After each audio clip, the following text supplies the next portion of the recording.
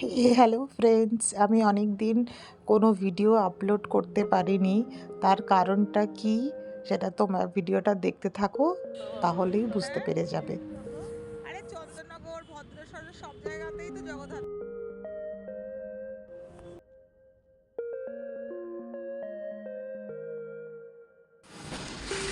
তো এটা হলো কেবিন। এখন আমাকে 4 দিন এখানেই থাকতে হবে। এখানে যে সন্টু বসে আছে, ওইখানে 4 দিন কাটাবো এই সোফাতে। এখানে মনে হয় কোনো বেবি ছিল, সেটা ওরা এখনও সরায়নি, সরিয়ে দেবে। আর এদিকে টয়লেট আছে, মোটামুটি একটা চিমচাম কেবিন। কালকে ডাক্তারবাবু টাইম দিয়েছে ভোর 6:30টার সময় আমার অপারেশন হবে, গল ব্লাডারের স্টোন। আমি হয়তো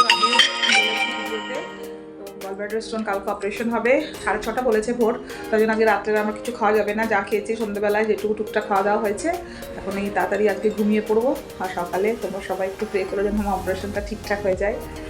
আমাদের সঞ্চু কিছু কথা বলেছে, যেগুলো বলে পেশেন্ট পার্টিকে, যে কী কী ভয় থাকতে পারে যাতে হসপিটাল কর্তৃপক্ষ দায়ী থাকে না, সেগুলোর জন্য কিছু বন্ড সই করতে হয়। তো সেটা ওকে বলেছে, তখন থেকে ভয় ওর হাত পা কাঁপছে যে এগুলো কেন বললো। কিন্তু আমি বললাম যে এগুলো বলে, আসলে ওর কোনোদিন এটা নিয়ে নেই, অভিজ্ঞতা নেই। আমার আছে কেন, আমার অপারেশন হয়েছে আগে, কিন্তু বাড়ির লোককে বলে, এবারে আমার সামনেই বলে দিয়েছে সব কিছু। হ্যাঁ, তো যাই হোক, এত দূরই দেখাচ্ছি তোমাদেরকে। আবার কালকে অপারেশনে আমি সন্টুকে বলবো যদি একটু পারে তুলে নেবে। চলো বাই, একটু প্রে করো সবাই। তো জানতেই পারলে কি আমার গল ব্লাডারের স্টোন অপারেশন হয়েছে। তো সেই জন্যই আমি নার্সিংহোমে ভর্তি ছিলাম, আর তারই দেখো সব প্রসিডিওর শুরু হয়ে গেছে। মানে নিতান্ত ভীষণই কষ্টকর, যেগুলো কি আর বলবো, আমার মুখ দেখেই বুঝতে পারছো। তো সকালবেলায় আমাকে অনেক ভোরে অপারেশন ছিল, প্রায় 6:30। দেখো কেন অপারেশন থিয়েটার থেকে আমাকে অপারেশনের পরে বের করে নিয়ে এসছে, প্রায় 1.5 ঘন্টা টাইম লেগেছে আমার। তারপর এখানে আমাকে বেডে দিয়ে দিয়েছিল।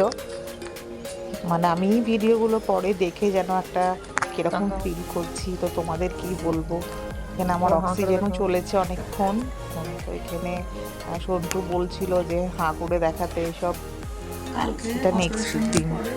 আর 24 ঘন্টায় আজকে এটা বসলাম, ক্যাথেটারগুলো বের করলো। আমি ইউটিউবে দেখেছিলাম যে কোনো ব্যাপারই না, কিন্তু আমার ইউটিউবে যা দেখায় সব ফেক। অভিজ্ঞতা ফেক না, হয়তো তাদের সেরকম হয়নি, কিন্তু আমার অভিজ্ঞতা যথেষ্ট টাফ।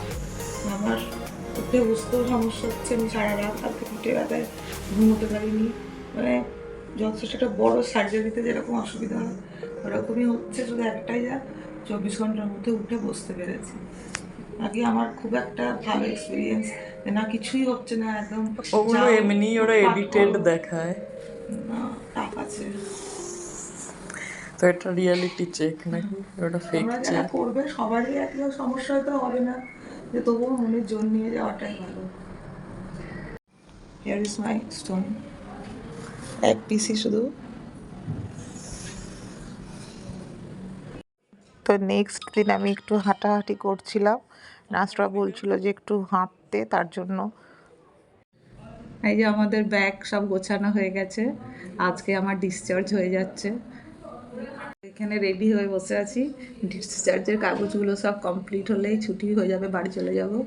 আর সব এই সেলাইনও খুলে দিয়েছে, হাতে চ্যানেল ট্যানেল, ঘরে যাব। আর 10 দিন পরে আবার স্টিচ কাটতে হবে।